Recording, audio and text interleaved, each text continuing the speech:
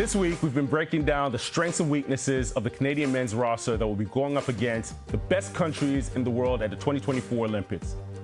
We've already discussed Canada's biggest strength, their guards.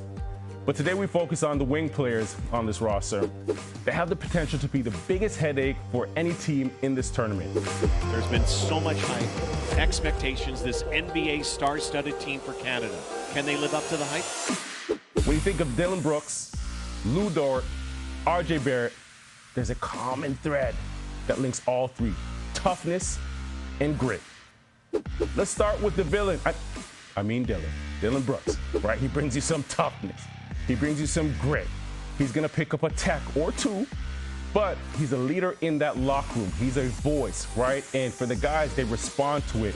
When you talk about Lou Dort, we're talking about a guy that's gonna play defense 90 feet. That gets lonely on that Lou Dort island. He's gonna force you to cough it up. He's gonna force you to turn it over. And then RJ Barrett, bully basketball, right? You think about all three of these guys, that brand of play wears down on other teams. This group has the potential to agitate and cause absolute disruption for opposing star players. And you know how the saying goes, defense wins championships. But that's not all Canada needs from its wings in Paris. Because in order to have a medal around their necks at the end of the tournament, they're going to have to knock down, you know what? Shots. Gotta make shots. Yes, splash down, RJ Barrett. Dillon for three. Dillon Brooks knocks it down, and Canada's off and running. Fortunately for Canada, RJ Barrett finishes NBA season with the Raptors shooting 39% from three. Lou Dort and Dillon Brooks had their best shooting year from the perimeter. This helps your offense. Again, in FIBA, you're playing in a more condensed paint, a shorter three-point line, so the ability to knock down shots opens up the offense.